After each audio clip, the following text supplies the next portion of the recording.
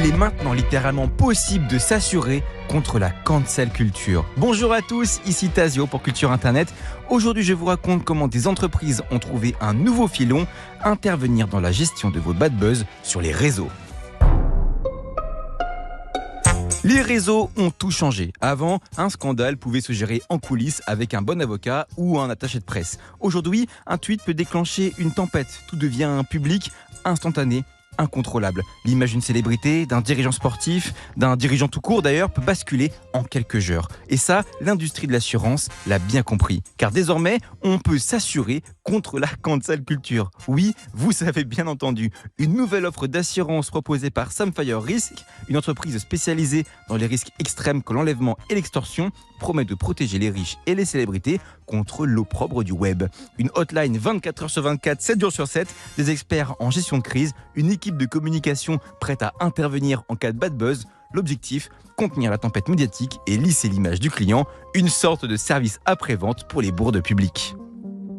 Mais derrière cette offre se cache un constat accablant. Les célébrités ne savent pas gérer leur propre crise. On pourrait croire qu'avec tous les outils à leur disposition, elles auraient appris à mieux s'excuser, à mieux calibrer leurs interventions. Mais non, les excuses maladroites, les prises de parole catastrophiques, les « je suis désolé si j'ai blessé quelqu'un » sans réelle remise en question, tout cela est devenu un grand classique. On a tous vu ces vidéos des stars, l'air grave, filmées en gros plan avec une lumière tamisée, prononçant un discours écrit par une équipe de juristes. Tout semble faux, calculé. Et pourtant, ces stratégies ratées coûtent des millions en images et en opportunités commerciales. Résultat, plutôt que d'apprendre à mieux gérer leur communication, certains préfèrent sous-traiter leur réputation. Un problème, on appelle l'assurance et on active le plan de risque. Une équipe débarque, rédige un communiqué, négocie avec les médias, oriente le narratif. Sauf que cette approche repose sur un grand malentendu. Mais qui est vraiment cancel aujourd'hui ? On parle beaucoup de cancel culture. On nous dit que des figures publiques voient leur carrière détruite pour un rien. Mais quand on regarde dans les faits, c'est autre chose. Mel Gibson, accusé d'antisémitisme et de racisme, tourne toujours autant de blockbusters. J.K. Rowling, en guerre ouverte avec une partie de ses lecteurs à cause de ses propos anti-trans, vend toujours des millions de livres. En réalité, très peu de figures publiques voient leur carrière vraiment s'effondrer à cause d'une polémique. La plupart traversent une tempête, disparaissent quelques mois, puis reviennent. Les scandales s'effacent vite, surtout quand on a du pouvoir, de l'argent et un bon réseau. C'est un cycle bad buzz, indignation, excuses, comeback triomphal. Et parfois, la polémique elle-même devient un tremplin. On l'a vu avec certaines personnalités qui, après un scandale, rebondissent grâce à une nouvelle audience, plus radicalisée et plus fidèle. Alors pourquoi cette panique autour de la cancel culture ? Parce qu'elle est entretenue par ceux qui en parlent le plus. Les mêmes qui dénoncent un climat de censure passent leur temps dans les médias à se plaindre d'être réduits au silence. C'est paradoxal, non ? Si on était vraiment cancel, on ne serait pas invité sur tous les plateaux télé pour le dire.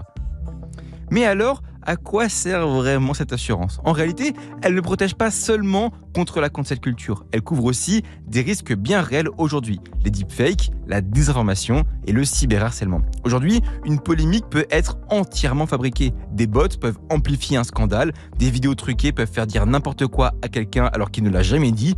On entre dans une ère où l'on peut se retrouver au cœur d'un bad buzz sans jamais avoir fait quoi que ce soit de mal. Et là, oui, il y a un vrai sujet. Parce qu'autant la cancel culture est un phénomène monté en épingle, autant les attaques numériques organisées sont bien réelles.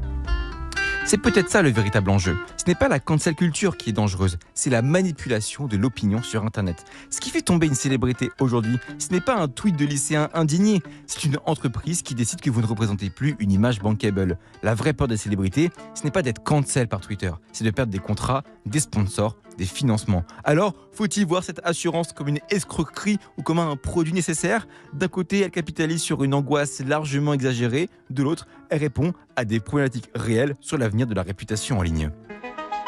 Mais soyons clairs, la plupart des polémiques disparaissent aussi vite qu'elles apparaissent. L'indignation sur les réseaux est une flamme qui brûle fort, mais rarement longtemps. Ce qui compte, c'est la manière dont on gère la crise. Les figures publiques feraient mieux d'apprendre à s'excuser, à assumer leurs propos, à mieux gérer leur image, plutôt que de payer pour un kit de survie numérique. Finalement, cette assurance est surtout le symptôme d'un monde où l'image est devenue plus importante que les actes, un monde où l'on préfère éviter le scandale plutôt que de s'interroger sur ce qu'il a provoqué.